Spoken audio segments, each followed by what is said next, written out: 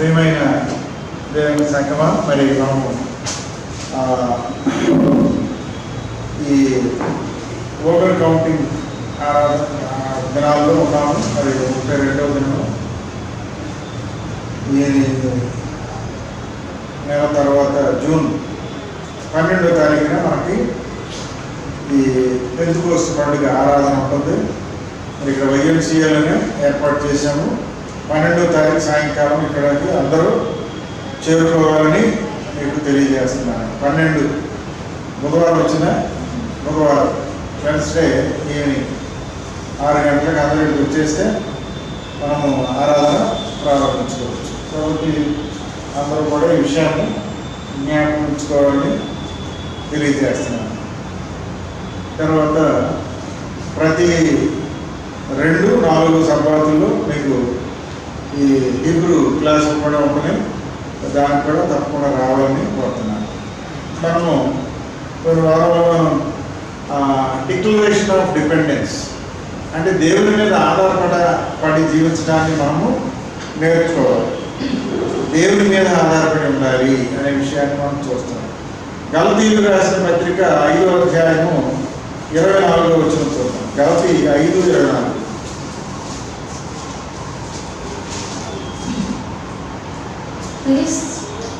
క్రీస్తుకు సంబంధుల శరీరమును దాని ఇచ్చలతోనూ దురాశలతోనూ సిలువ వేసి ఉన్నారు. కాబట్టి ఇక్కడ మనము శరీరాశల్ని మనం విడిచిపెట్టి పూర్తిగా విడిచిపెట్టాలి అనే విషయాన్ని మనం గమనించాలి. మనము దేవుని యొక్క బిడ్డలుగా కొనసాగాలి అంటే ఆత్మానుసారమైన జీవితాన్ని గడపాలి. శరీర సంబంధమైన ఆశల్ని మనము విడిచిపెట్టాలి. శరీర సంబంధమైన ఆశలు అంటే ఏవి? పైన ఉన్నాయి. అక్కడ ఏమిటది? 19వ వచనంలో అక్కడ స్పష్టంగా ఉంది కదా. ఏంటంటే జాగ్రత్తము, కామకత్వము,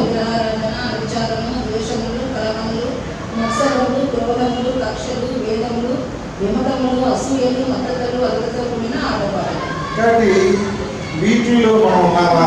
ఇలాంటి కార్యాలు మన ఎడలో ఉన్నాయా అని మనము పరిశీలన చేసుకోవాలి.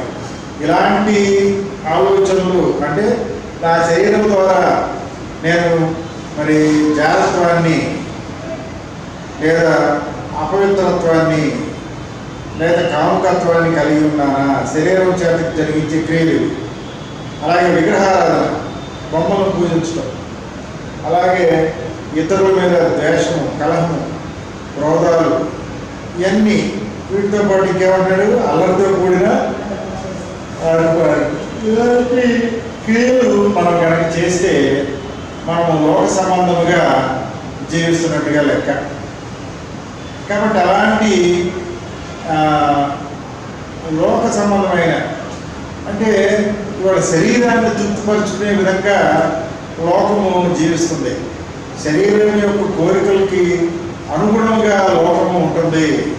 అయితే దేవుని బిడ్డలు ధర్మశాస్త్రానుసారముగా ఆత్మ చెప్పే విధంగా జీవించాలి.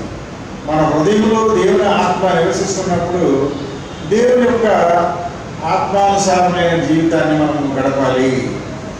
కాబట్టి మెస్సయ్య మాటల్లో ఆయన ఏమని చెప్తున్నాడు? ఆయనకు వేరుగా ఉండి, ఇక్కడ మనము శరీరముగా మనం వేరుగా ఉండొచ్చు, కానీ ఆత్మీయముగా మనము మెస్సయ్యతో కలిసి ఉండాలి. ఇక్కడ ఈ విషయం గురించి మనం మాట్లాడుకునేటప్పుడు ఆయన ఒక విషయాన్ని మనకి తెలియజేస్తున్నాడు. యోహాను సువార్త 17వ అధ్యాయంలో ఆయన ఒక విషయం చెప్తాడు. యోహాను సువార్త 17లో అక్కడ మనం చూస్తున్నాం. ఏమని?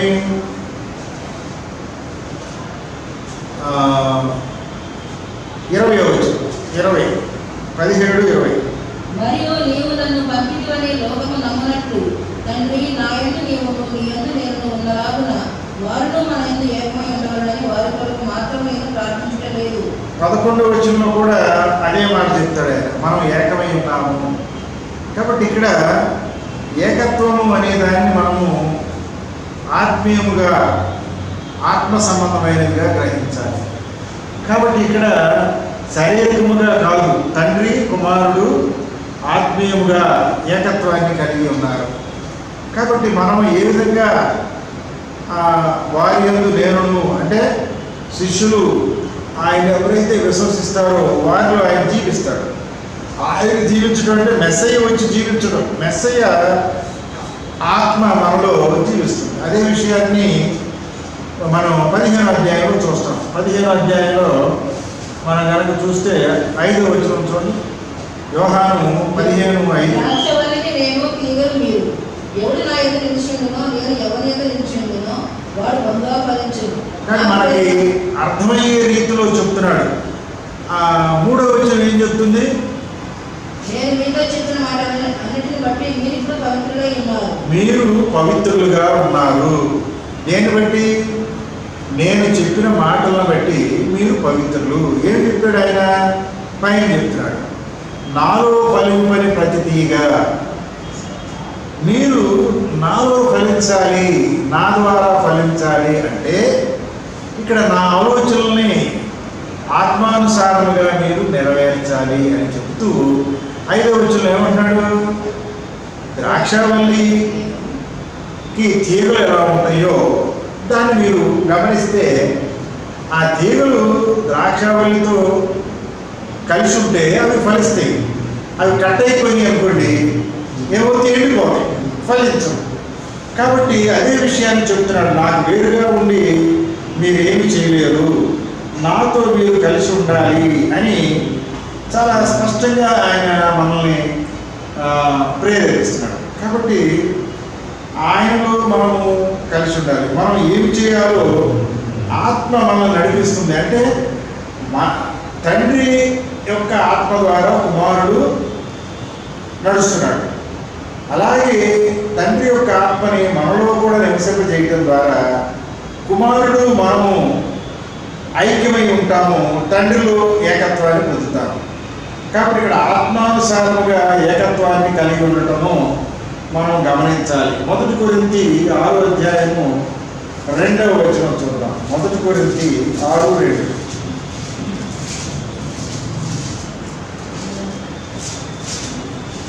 1 కొరింథీ 6:2.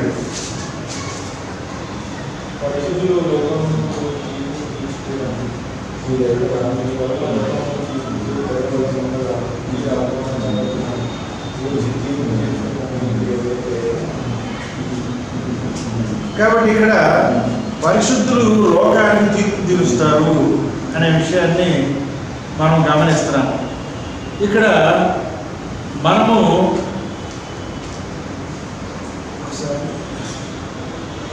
2వ కొరింథీ చూడు 6:2 చూడండి.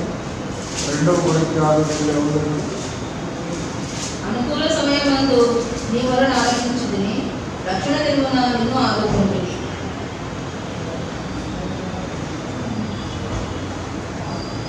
ఓకే, మనం ఇక్కడ మెస్సయ్య రక్తం చేత కొనబడినాము అనే విషయాన్ని మనం గమనించాలి. కాబట్టి ఈ లోకంలో సాతాను ఆధిపత్యంలో ఉన్నది. మనము ఈ లోకంలో ఏమి చేయాలో మనము దేవుని యొక్క ఆత్మ చేత నడిపించబడాలి. కానీ పరిశుద్ధులు లోకానికి తీర్పు తీరుస్తారు. కాబట్టి పరిశుద్ధులు దేవుని యొక్క ఆత్మ చేత నడిపించబడతారు. కాబట్టి వాళ్ళు ఈ లోకానుసారమైన జీవితాన్ని జీవించరు అనే విషయాన్ని మనం గుర్తించాలి. యోహాను 12:31 చూద్దాం. యోహాను సువార్త 12:31. ఇప్పుడు ఈ లోకమునకు తీర్పు జరుగుచున్నది. ఇప్పుడు ఈ లోకాధికారి బయటకు త్రోసివేయబడింది. కాబట్టి అక్కడ ఈ లోకాధికారి ఎవరు? ఈ లోకాధికారి అపవాది. అపవాది ఈ లోకముల నుంచి బయటకు త్రోసివేయబడును. కాబట్టి ఈ లోకములో ఇవాళ ఆధిపత్యం అంతా కూడా అపవాది అనుచరులు ఉన్నారు. కానీ ఎప్పుడైతే మెస్సయ్య ఈ లోకానికి వచ్చాడో 2000 సంవత్సరాల క్రితము, ఆయన శిష్యులుగా ఉన్న వాళ్ళందరూ కూడా కాబట్టి వాళ్ళు ఈ లోకాధికారిగా ఉన్న అపవాదిని మన హృదయాల్లోంచి బయటికి వెళ్ళగొడతారు. అలాగే ఎప్పుడైతే మన హృదయాల నుంచి అపవాది క్రియలు తొలగిపోతాయో ఈ లోకము దేవుని రాజ్యంగా మారుతుంది. కాబట్టి ఈ లోకము దేవుని రాజ్యంగా మారాలి అంటే మనం ఏం చేయాలి? అపవాది క్రియల్ని మానవుల హృదయాల్లోంచి తొలగించాలి. మెస్సయ్య ఈ లోకానికి వెలుగుగా ఉన్నాడని మనం 8:12 చూస్తాం. యోహాను 8:12. యోహాను 8:12. మరలా యేసు నేను లోకమునకు వెలుగును, నన్ను వెంబడించువాడు చీకటిలో నడవక జీవపు వెలుగు కలిగి ఉండునని వారితో చెప్పాను. కాబట్టి ఈ వెలుగు మనకి జీవాన్ని ఇస్తుంది. వెలుగు జీవాన్ని ఇస్తుంది. వెలుగు జీవాన్ని ఇవ్వడం ఏంటో అంటే కొద్దిగా మనకు ఆశ్చర్యంగా అనిపించవచ్చు. ఇప్పుడు సూర్యుడు తన యొక్క కాంతిని ఈ యొక్క మొక్కల మీద ప్రసరింప చేయలేదు అనుకోండి, ఆ మొక్కలన్నీ కూడా చనిపోతాయి. అవి కిరణజన్య సంయోగ క్రియను చేయలేవు. అంటే ఈ మొక్కలు జీవాలు అన్నీ కూడా సూర్యరశ్మిని వెలుగుని గ్రహించి జీవాన్ని పునరుత్పత్తి చేసుకుంటున్నాయి. మనం కూడా సూర్యుడి వెలుగులో మన యొక్క జీవాన్ని వృద్ధి చేసుకుంటున్నాం అనే విషయాన్ని మనం గమనించాలి. అలాగే సూర్యుడి వెలుగులో శారీరకంగా మనము ఆ ఆరోగ్యాన్ని కనుక మనం పొందితే మెస్సయ్య యొక్క వెలుగులో ఆత్మీయంగా మనం బలపడతాము అని ఆయన ఆ వెలుగు మనకి జీవముగా ఉన్నట్లుగా తెలియజేస్తారు. అలాగే మత్తయి సువార్త 7:13-14 చూద్దాం. మత్తయి సువార్త 7వ అధ్యాయము 13-14. ఇరుకు ద్వారమున ప్రవేశించుడి, నాశనమునకు మా ద్వారం వెడల్పును, ఆ దారి విశాలమై ఉన్నది. దాని ద్వారా ప్రవేశించే వారు అనేకులు. జీవమునకు ద్వారం ఇరుకును, ఆ దారి సంక్షిప్తమై ఉన్నది. దానికి అనుకున్న వారు కొందరే. కాబట్టి ఆ వెలుగులో జీవం వైపు వెళ్ళే వాళ్ళు కొద్దిమందే ఉంటారు. కాబట్టి కొన్నిసార్లు మనము మన సంఖ్యను చూసి చాలా తక్కువగా ఉంది, అక్కడ చూడండి ఎంతమంది ఉన్నారు, ఆ సంఘాల్లో ఎంతమంది ఉన్నారు అని అనుకోవచ్చు. కానీ ఇక్కడ మనం నిరాశ పడవలసిన అవసరం లేదు. సత్యాన్ని అనుసరించే వాళ్ళు కొద్దిమందిగానే ఉంటారని వాక్యము తెలియజేస్తుంది. కాబట్టి జీవానికి నిత్య జీవనకు జీవం వైపు వెళ్ళే మార్గము విరుపుగా ఉంటుంది. దేవుడి పిల్లలు శత్రువుచే మోసగించబడతారు, అపహరించబడతారు. కాబట్టి they are victimised, deceived and kidnapped. దేవుని ఆదాము హవ్వలను ఏ విధంగా మోసం చేసిందో అపవాది, ఈ లోకంలో దేవుడి బిడ్డల్ని అపవాది ఏం చేస్తాడండి? వాళ్ళు మోసగించబడుతున్నారు, దే ఆర్ అపహరించబడుతున్నారు, విక్టిమైజ్డ్ అండ్ కిడ్నాప్. కాబట్టి ఈ అపవాది ఎప్పటికప్పుడే దేవుని వాక్యాన్ని అనుసరించే వారిని మోసం చేస్తూ దేవుని దగ్గర నుంచి వాళ్ళని వేరు చేస్తుంది, దేవుడికి దూరస్తులుగా చేస్తుంది. కాబట్టి మనము ఎలా ఉండాలి అనే విషయాన్ని గలతీ 5వ అధ్యాయము 1వ వచనంలో మనం చూస్తాం. గలతీలు రాసిన పత్రిక 5వ అధ్యాయము 1వ వచనంలో చూద్దాం. ఈ స్వాతంత్ర్యం అనుగ్రహించి క్రీస్తు మనలను స్వతంత్రులుగా చేసినాడు. కాబట్టి నీవు స్థిరముగా నిలిచి మరలా దాస్యమును కాడి కింద చిక్కుకొనకుడి. కాబట్టి ఇక్కడ సాతాను యొక్క చెరల నుండి మెస్సయ్య మనకి స్వేచ్ఛను కలిగజేశాడు, అంటే పాపం నుంచి విడుదల కలిగజేశాడు. కాబట్టి లోకానుసారమైన క్రియల నుండి మనము దూరముగా ఉండాలి. మీరు స్థిరముగా నిలిచి మరలా దాస్యంలోకి వెళ్ళదు, అపవాది యొక్క క్రియల్లోకి వెళ్ళకూడదు అని పౌలు గారు హెచ్చరిక చేస్తున్నాడు. యోహాను 3:3 కూడా చూద్దాం. యోహాను సువార్త 3వ అధ్యాయం 3వ వచనం. ఒకడు కొత్తగా జన్మించితేనే కానీ అతడు దేవుని రాజ్యాన్ని చూడలేని మీకు విషయంలో చెప్తున్నాను. కాబట్టి ఇక్కడ నూతనముగా జన్మించాలి. ఏమంటాడు ఇక్కడ? ఆ నూతన జీవితము. కాబట్టి మనము మన పాపాలను విడిచిపెట్టి పశ్చాత్తాపం పొంది పాప క్షమాపణ పొంది మారు మనసు పొందాలి. దానిని ఏమని చెప్తున్నాం మనము? క్రొత్తగా జన్మించడం. కాబట్టి మన యొక్క పాత జీవితాన్ని విడిచిపెట్టి మనం ఏమంటున్నాడు ఇక్కడ 5వ వచనంలో? నీటి మూలముగా ఆత్మ మూలముగా జన్మించాలి. అంటే దేవుని యొక్క ఆత్మను కలిగి ఉండాలి. నూతనముగా జన్మించడం అంటే మనలో శారీరకమైన ఆశలు లేకుండా ఉండాలి. అంటే దేవుని యొక్క ఆత్మ మన హృదయంలో నివసించాలి. అప్పుడు మనము నూతనముగా జన్మించిన వారముగా ఉంటాము. కాబట్టి ఈ లోకంలో మనము దేవుడి బిడ్డలుగా కొనసాగాలి అంటే నూతనమైన జీవితాన్ని కలిగి ఉండాలి. నూతనమైన జీవితం కలిగి ఉంటే మనము నూతన ఆత్మను పొందాలి. నూతన ఆత్మను పొందాలి అంటే ఏం చేయాలి? పాత జీవితాన్ని విడిచిపెట్టాలి.